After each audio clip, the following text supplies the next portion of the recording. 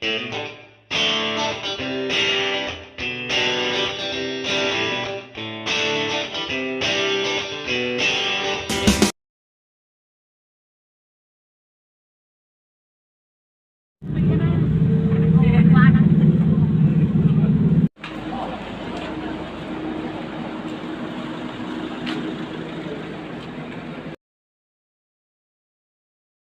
na. Kay Fernandez man ang sa likod ni Brian ba? Ano yung post niya doon sa ano?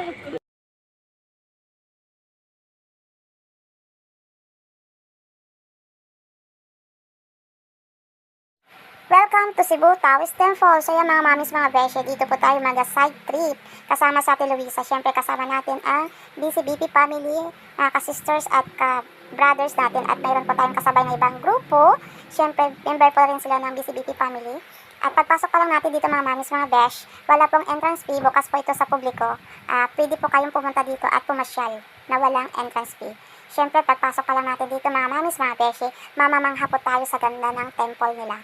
At siya nga po pala mga mamis, mga beshi, mayroon po ditong lugar na bawal puntahan. Yung lugar na yon ay sagrado po para sa Diyos nila, kaya bawal po tayo doon. Dito lang po tayo sa may garden nila. Pwede rin po tayong pumunta doon sa view deck, kaso nga po may mga ibang mga turistang pupunta doon, kaya medyo maraming tao doon para tumingin doon sa telescope nila. So, doon sa taas, pwede tayong pumunta doon. So, ayan. Pero gahol tayo sa oras, 20 minutes lang yung ibinigay sa atin. So, ayan. At mga kasama po natin na mga bagets ay gutom na po sila. Gusto na nila pumunta sa house lechon at kakain na po sila ng lechon. Masarap ang lechon ng Cebu. Ayan, masarap pumunta dun sa taas kaso kulang yung ating oras. Yan, bawal tayo doon. Sagrado kasi yung lugar na yan para sa Diyos nila. So, kita-kits na lang po tayo sa house lechon mga mamis, mga beshi.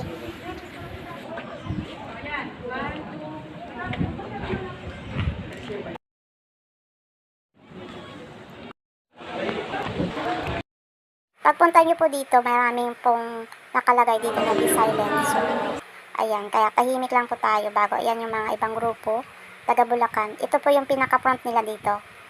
Ito, yung mataas na hagdan. Matarik po yan. Ayan, pupunta na po tayo sa lechon. Kakain na po tayo ng lechon ng Cebu.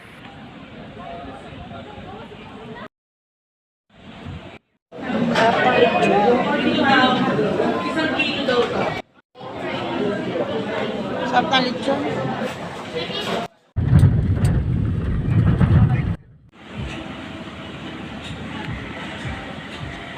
Sarap ng buko, fresh na fresh. Galing naman ni Kuya. Hello mga mamis, mga besyo, nandito tayo sa Yap San Diego Ancestral House. Ayan, ito yung old house dito sa Cebu City. Papasok tayo dito sa loob. At pagpasok natin dito mga mamis, mga beshi, kailangan po natin magbayad ng entrance. Bago ang sabi ni sir, mag-upo muna tayo at magbibigay siya ng briefing.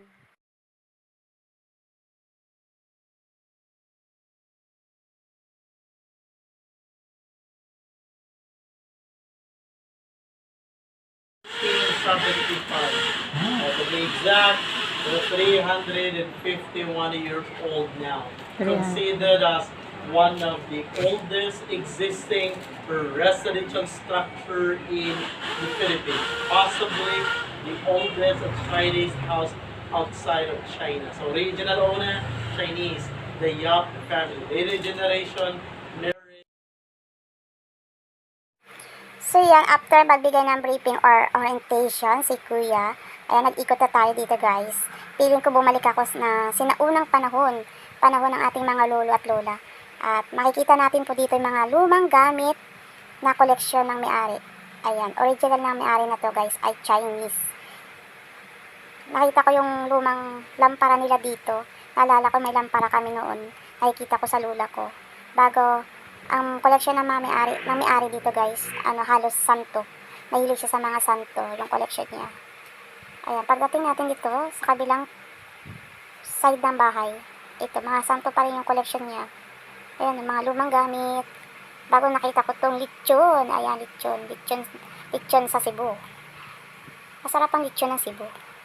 Bago lumabas tayo dito guys, nakita ko tong mga bata tumutugtog, mga folk dance song. Ayan, bago kami na Ma'am Angie, nagsayaw kami. Siyempre, etek-etek dance daw yun, sabi ni ni Kuya. At mali ang aming step. At ayan, umindak-indak na lang kami dyan nila Ma'am Sel at ni Ma'am Rock at ni Ma'am Angie. Ayan, bago nagbigay kami doon sa mga bata. Siyempre, pakonsuelo. So mamaya guys, akit tayo dun sa taas ng bahay. Tingnan natin kung ano pong makikita natin sa loob ng bahay.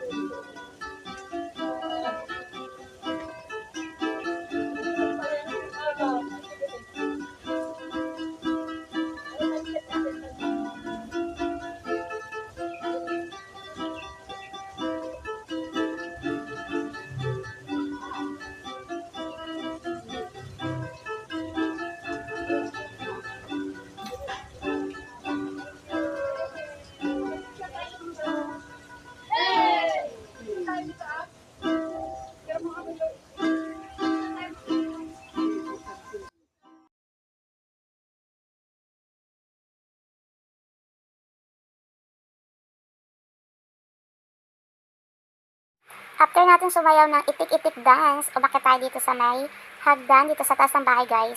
At makikita natin yung mga lumang gamit. Ayan. Bumalik ako ng sinaunang panahon ng ating lolo't lola. Nakita ko yung mga lumang gamit dito, lalo-lalo na itong banggerahan. Ayan o, may ganyan ang lolo't lola ko bago. Minsan, pag inuutosan kami ng lola ko, magbunot ng sahig. Pag hindi kami nagsunod, papaluin kami. Ayan. Ganito rin yung higaan ng lola ko. So, ayan, nakakatuwa. So yan guys, mamaya pupunta tayo sa Santo Niño Church. Ikot lang muna tayo dito. Nakita ko itong sungka-sungka nila oh.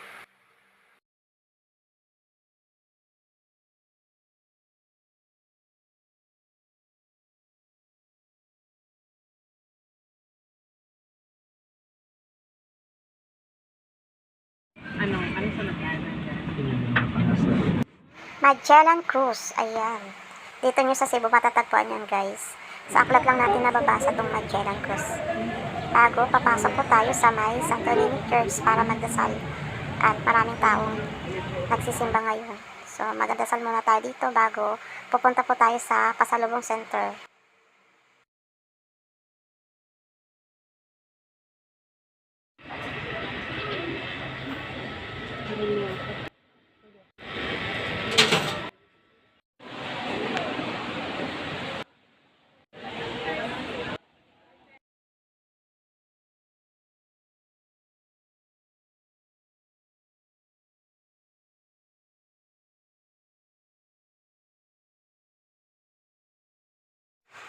So yung mga mamis, mga beshi, nandito na tayo sa Pasalubong Center.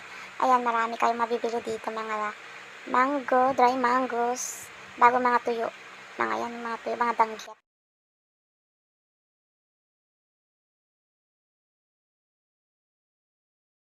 Gabi na po tayo umuwi mga mamis, mga beshi. Bago lumabas po ako ng hotel para mag-order ng sisig dito po sa 24/7. At bukas po maaga po tayo pupunta sa Bohol. See you.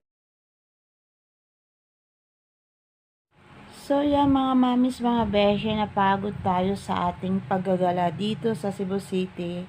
Ayan, maraming napuntahan sa Ate Luisa sa temple, sa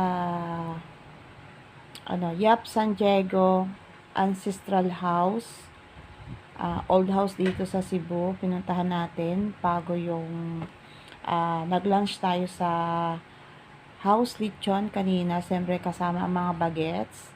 Bago pinuntahan natin yung Magellan Cruz.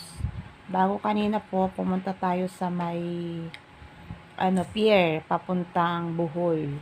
So, abangan nyo po ang pamamasyal ni Ate Luisa sa Bohol. So, yan guys, kita-kita na lang po tayo sa Bohol. After ng Bohol guys, kinabukasan, uuwi na po tayo ng Mindoro.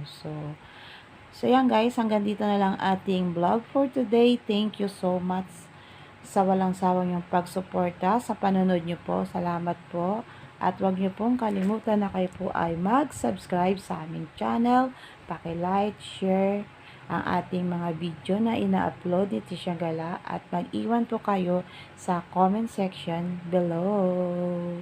So yan guys, lumaban po tayo ng patas at magtiwala sa Diyos.